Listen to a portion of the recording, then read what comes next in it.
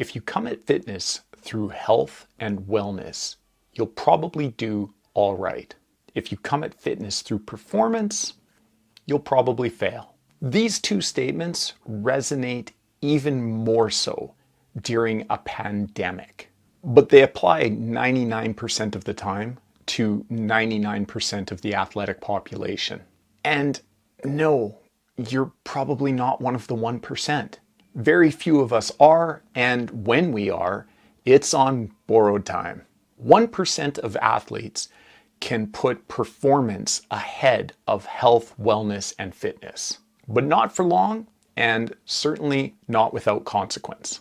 Now, I'm throwing these numbers around because they sound dramatic, but let's be honest, it's probably more like 0.1% of the athletic population. Elite athletes are that rare, and they're not casually working out in your local gym or watching a video about how to train during a pandemic. They're in their own world doing their own thing. But for the rest of us operating in a world where public gyms are closed down and social distancing is the rule of the day, well, we need to understand some things in order to get through this pandemic, or any public emergency for that matter, with our health, wellness, and fitness intact. Not to mention our collective athletic identities, which could be an entire video unto itself if we wanted to talk about that. I've talked in other videos about the idea that I have these 4 pillars that help me build an athlete.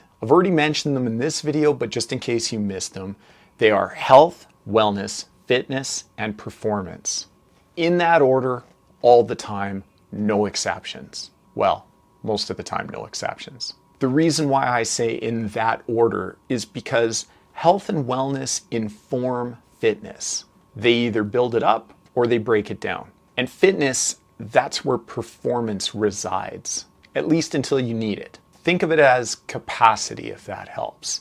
It's the well you draw from when you find yourself in performance settings. So how do we keep all of those pillars strong in any athlete during this current state of affairs? Well, the first thing we do is put performance away. You don't need it right now, and you really shouldn't be testing it. Tapping into performance right now drains your fitness, which in turn drains your health and wellness.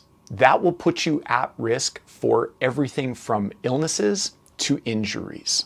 And right now is the worst time I can think of to be sick or hurt. Fitness, though, is still a worthy pursuit, but only if you're doing it smart. And you need to be able to prove to yourself that you can do it smarter now so that you can prove that you can do it harder later, much later. The best way to do that is to just focus on a couple of key points as you make your way through this pandemic. First, right now is not the time to set a PR or a PB in any exercise. A PR or a PB falls squarely under the heading of performance. Achieving a new level of performance right now will only serve to push your body into a deficit as far as recovery is concerned. And a body that's trying to recover from exercise strain right now isn't going to be able to ward off a cold or a flu. And that's the second point. Anything you do today will cost you tomorrow, or more likely, next week. That's just basic physiology. And you don't get to really choose the next time that you're going to be exposed to a cold or a flu. You have to understand that there is a metabolic cost to exercise, and low to moderate intensity efforts can actually boost the immune system in some instances.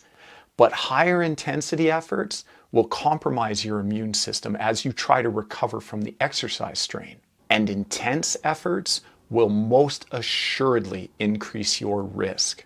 Just think about the days in the past where you've done a high intensity workout and then the next morning you wake up and you've got a stuffy nose or a scratchy throat. That happened all the time before we had this pandemic. So why court that disaster now? My advice, for what it's worth, know personal bests and respect your recovery. Because if we're not exercising for health and wellness, then what the hell are we doing here?